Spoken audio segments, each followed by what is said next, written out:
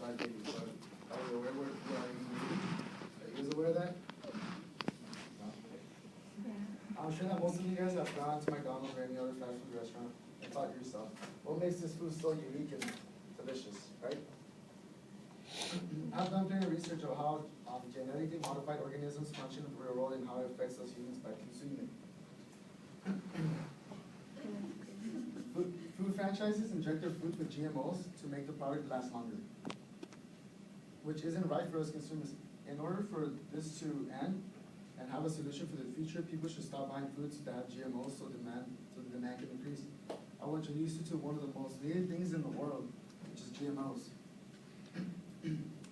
But at the same time, it's one of the most deadliest, and we consume it daily.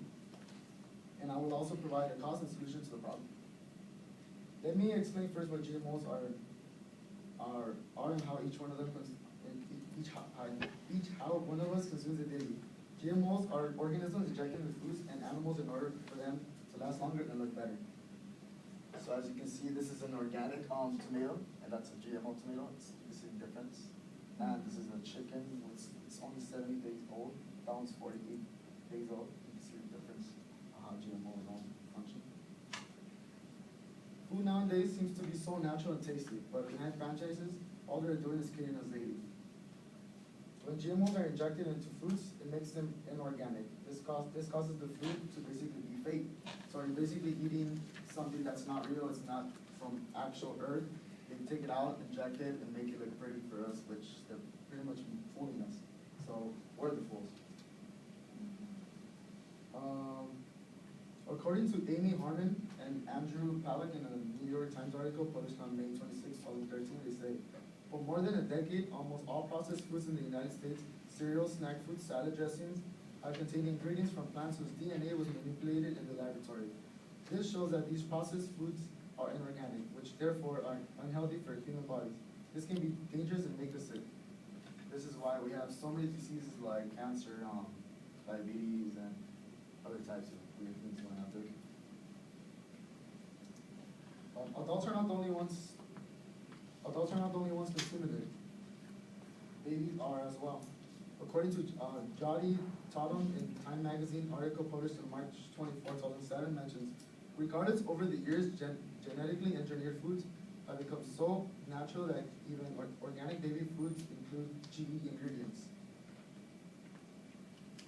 Just imagine the harm this can do to your little brother or sister. Just take a second and think about it. Your little nephew, that's, I'm pretty sure is as cute as that little kid.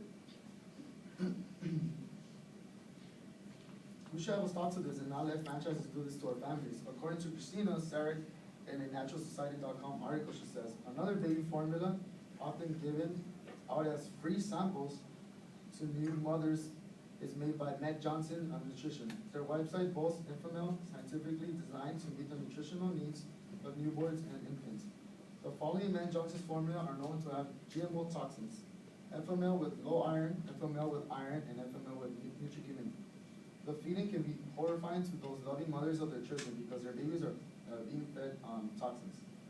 Those cute commercials you see on TV and on those advertisements on magazines, all junk. All they're trying to do is get the money, and they're not thinking about the babies of those mothers.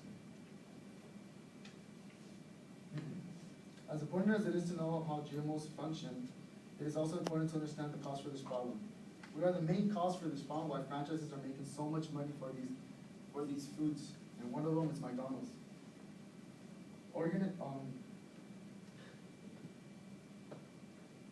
Parents are too lazy to get home from work to cook for their families. They rather give their children money to go buy a Big Mac and spend it on something like this.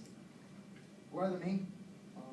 According to an article posted on Breadsy.com, a year in 2008, McDonald's made an average of $23 billion. Wow, that's $64 million a year. Imagine the percentage of Americans who give money, or rather take their child for a quick McDonald's meal, or I don't know how you guys call it. This shows the power that fast food restaurants have over consumers in society. Let's face it, we all like when there's a new burger coming out of Carl's Jr. and there's like that big burger coming down and splashing all this sauce, and you guys are ready to go get it, right? the taste is always so rich and yummy when you go to a restaurant like this, and you guys don't think about it, what it took for that meat to get to where it's at now. The taste is always so rich and yummy, but in reality, all we're doing is making those franchises like McDonald's richer day by day as the statistics show.